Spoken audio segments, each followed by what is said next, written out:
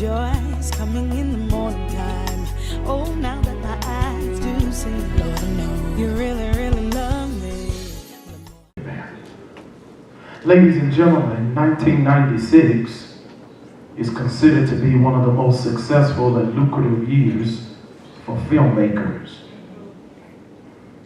with the evidence of movies like Independence Day, Mission Impossible, Twister, Space Jam, Jerry Maguire, The Cable Guy, A Thin Line Between Love and Hate, and Jingle All the Way. It is incontestable as to why. Directors, producers, screenwriters, and even editors all agree that although 1996 was major in the filmmaking industry, with films that will have a lasting effect on us for years to come, there is still one film released in the same year because of its success that almost seemed to supersede or override the rest. The name of the film in question, my dear friends, this morning is The Nutty Professor. Portrayed by Eddie Murphy, Sherman Klump, not Brother Sherman in the back. Sherman Klump, who is a morbidly obese research scientist. He develops a miraculous but experimental weight loss pharmaceutical in the hopes of winning the affection of the girl of his dreams. After public humiliation from a nightclub comedian by the name of Reggie Warrington,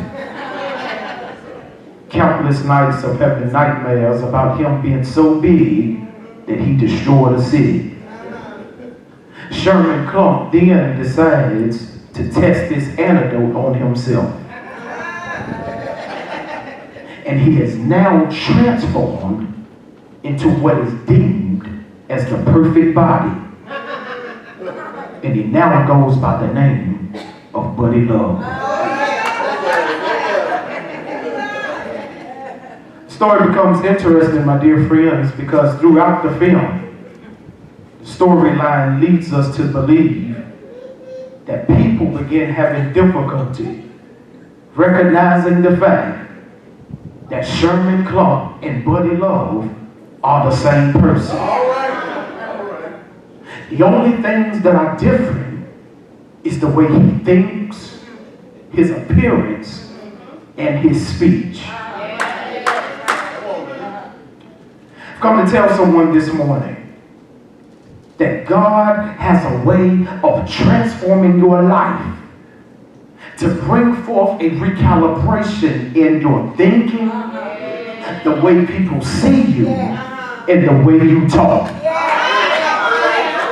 I think I'm going to say that to you one more time. I said God has a way of bringing forth a transformation, bringing forth recalibration in your life to change your thinking, to change the way people see you, and the way you talk.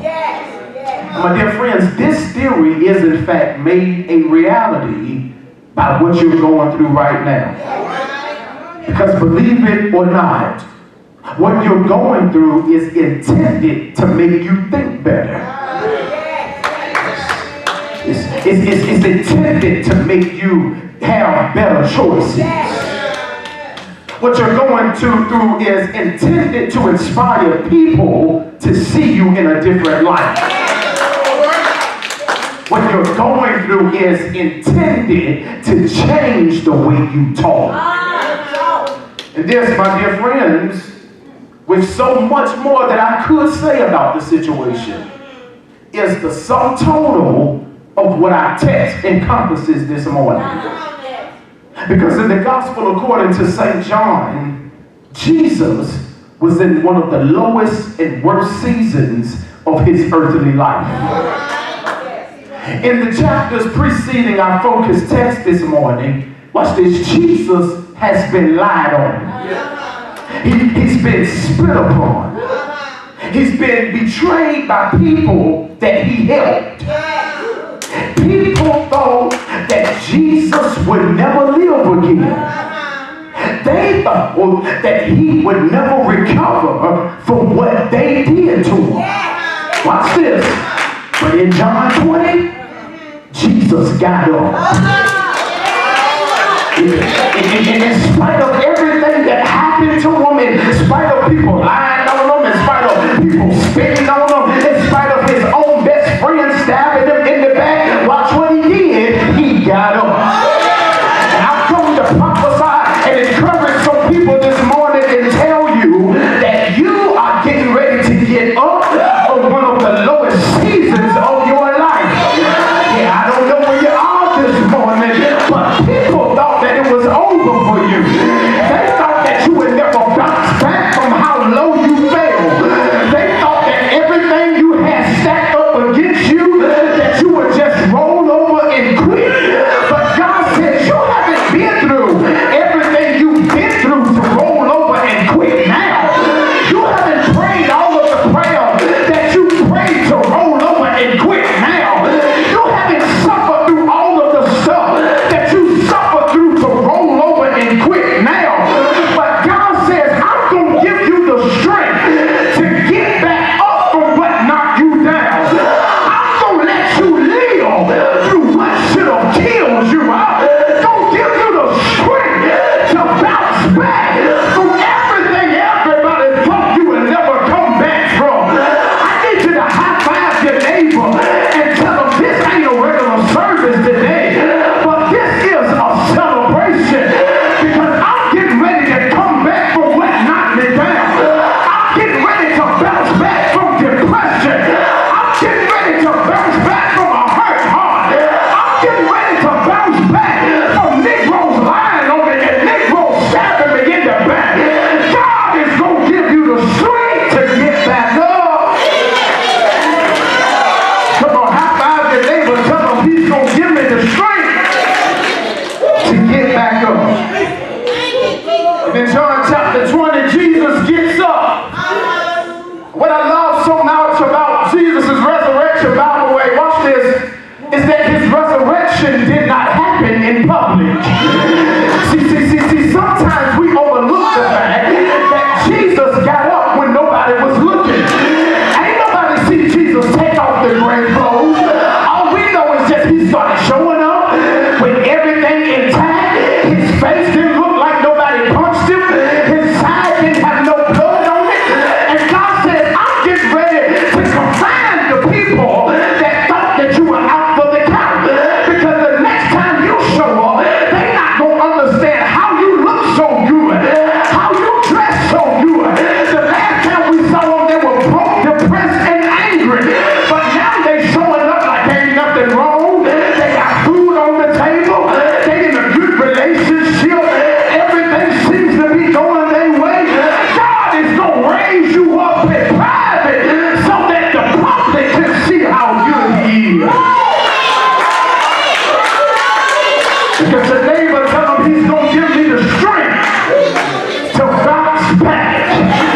Even when I don't even feel like bouncing back, God is going to give me the strength to bounce back. Jesus gets up, my dear friends. He's resurrected. And so as we dig a little deeper in our text this morning, there's a lady in our text who is a follower of Jesus. And her name is Mary Magdalene, who at the time in our text, watch this, she doesn't know that Jesus has been resurrected. So she gets out of her bed early on a Sunday morning and she goes to Jesus' tomb. And when she gets to Jesus' tomb, she sees the stone rolled away from the entrance. And she immediately believes that Jesus is not in the tomb. The 11th verse this morning, John 20:11, tells us that at this point, after she sees the stone rolled away from the entrance, says that she is standing outside of the tomb and she is crying. Now, it's important to note, my dear friends, the reason why Mary is crying. And the reason why Mary is crying, I hope you see it this morning, is because things don't look the way they looked 3 days prior. Now, let me remind you that Mary is a follower of Jesus. And so as a follower of Jesus, 3 days ago, she remembered men putting Jesus in an empty tomb. 3 days ago, she remembered people wrapping Jesus' body in a linen cloth. And now fast forward 3 days later, the way she remembered things looking before, when she left Jesus in the tomb, it no longer looks the same. Why doesn't it look the same? Because Jesus has left. And I submit to you this morning, my dear friends, that there are people, watch this, there are even churches who find themselves in a perpetual state of paralysis because they can't get over how things used to look. There are people, there are a lot of businesses who find themselves in a perpetual state because they can't get over the way things used to be. And they don't even realize that things will never be the same. Things will never go back to the way they used to be. Watch this, because Jesus has already left.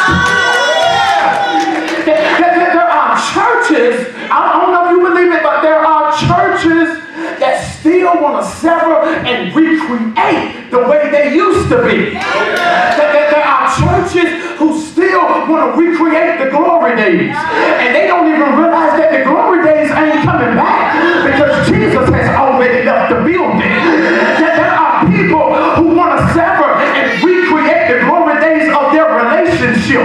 They don't want to let the relationship go because back in the day it was everything that I wanted. And you don't understand that the relationship will never be the same because Jesus has already left.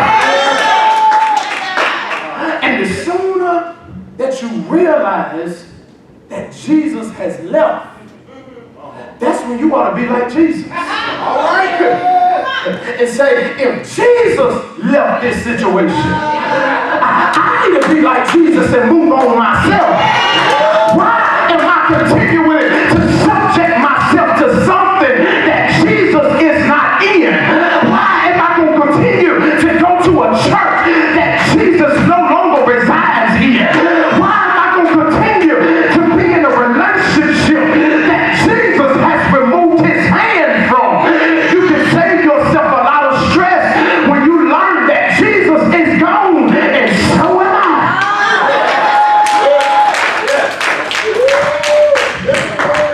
She's looking for Jesus in a dead space. And she doesn't even know that Jesus has already walked out. How you going to be looking for Jesus in a dead church? How you going to be looking for Jesus in a dead relationship? And some of us have to be more like Jesus and say that Jesus is not here. Why am I here? I keep praying to God to fix something that's dead and Jesus is nowhere around. I keep praying for him to resurrect something that's dead and Jesus has already walked out. You need to be like Jesus and say, if he ain't here, I can't be here.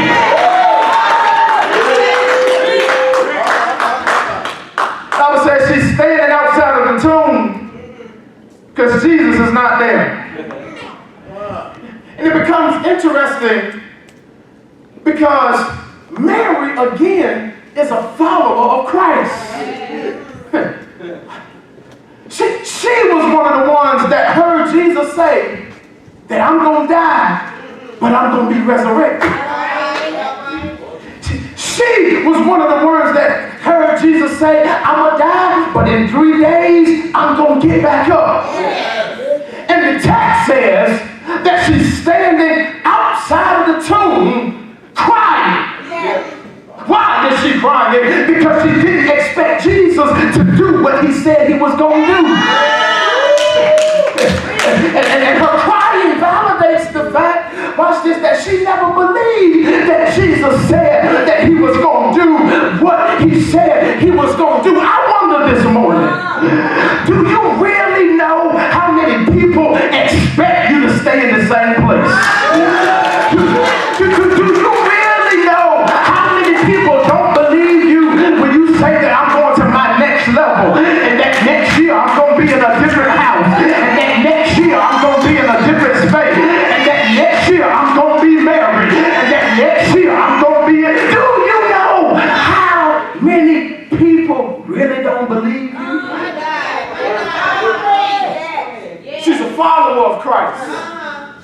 And it gives validation that sometimes the people that don't really believe that you really gonna do what you said you were gonna do, they ain't gotta be people that you consider to be associates and strangers. But sometimes the people that don't really see you getting on the next level are the people that you eat with every day, the people you share your visions with, the people you share your dreams with.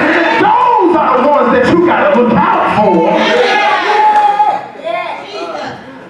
She's crying because Jesus is not in the tomb. She's crying. And Jesus has already done what he said he was going to do. You can always tell. You can always tell the people who are really excited and the people who have prayed for you to be what you said you was going to be. You want to know how you can tell? It's right here in the text. The text says that Mary is crying. How in the world are you going to be crying when I told you I was going to do this? How in the world are you complaining when I already told you I was going to be doing this? See, her reaction shouldn't have been crying. But when she got to that tomb and seen Jesus not there, she should have been praising his name. Because Jesus did what he said he was going to do. Come on, look at your neighbor this morning and tell him you got to watch out for some people. Because some people just around to hear what you got to say, but they really not praying for you. They really not hoping the best for you. But you got to surround yourself with people that's going to praise his name when they see you going to the next level. You got to be around people that's going to give him worship when you get what you've been praying for.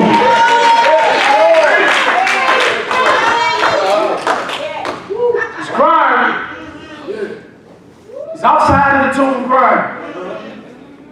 Watch what she does. She's outside of the tomb crying. And then she takes another peek inside the tomb. She already done been there before. Takes another peek in there again. Just make sure she was seeing stuff all right. I got to do a double take. Make sure I'm looking at stuff clearly. She looks back in the tomb. Watch this. And she sees two angels in the tomb this time. Sees two angels. Watch this.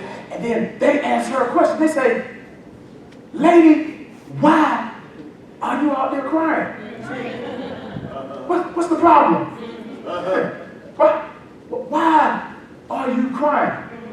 Watch what Mary says. Watch this. Look at that 13th verse. She says, "They have taken my Lord." And she says, "I don't know what they have done with him." I looked at this text and I said, Mary got a problem here. Because she has a problem with blaming everybody else for her missing Jesus. How you gonna blame everybody else because you miss Jesus? How you gonna blame everybody else because you didn't pray yesterday? How are you gonna blame everybody else because you don't want to read your word? How are you gonna blame the fact that you don't read the Bible on the fact that you get sleepy every time you put the King James in your hand? See, you need to stop blaming everybody else and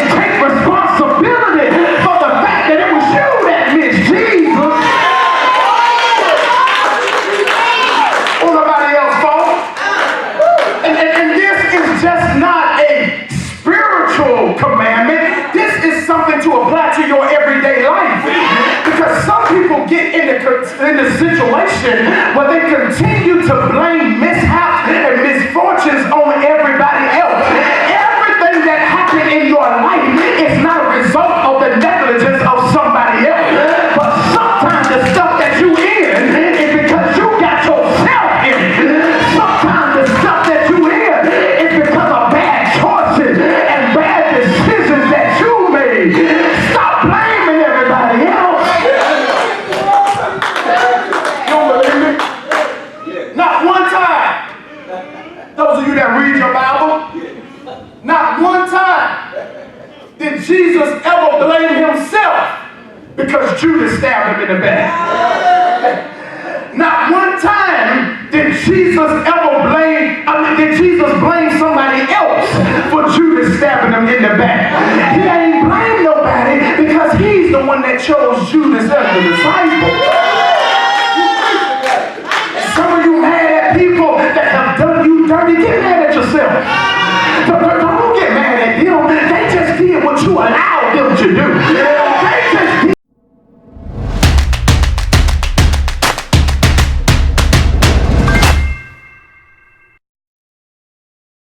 She missed Jesus.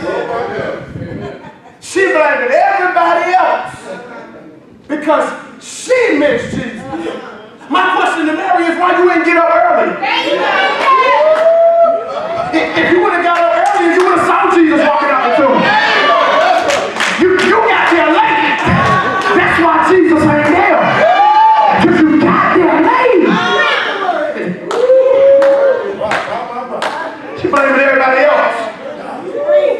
Because she can't get her breakthrough.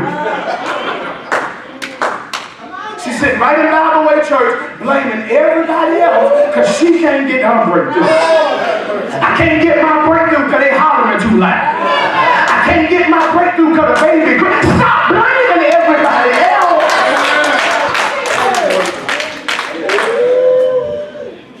While she's talking, she's explaining herself. And all of a sudden, Jesus shows up.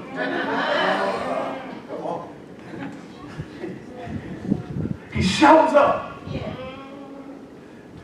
It's amazing. And I just told you that she was looking for Jesus in a dead situation.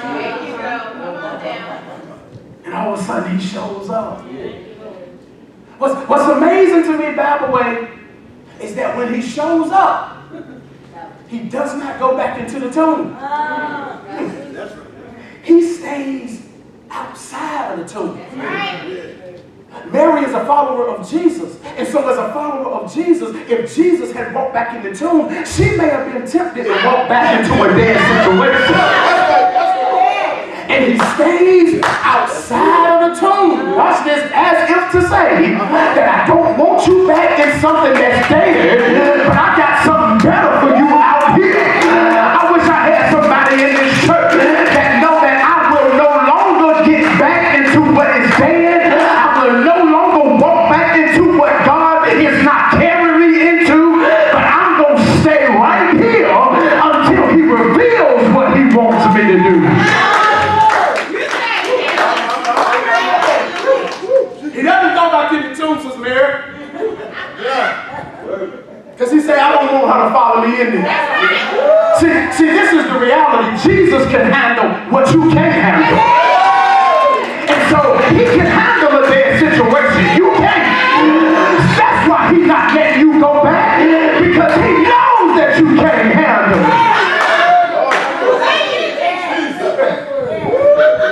He ain't going to let you go back into that bad business deal. Because he knows you can't handle it. He ain't going to let you go back into that bad relationship. Because he knows you can't handle it. He's not going to let you go back into that church. Because you know you can't handle it. Because your neighbor tell him, God is always looking out for me. Waiting for the sun to shine, 'cause I know my joy is coming in the morning time. Oh, now that my eyes do see, Lord, I know you really, really love me. The more I get to know you,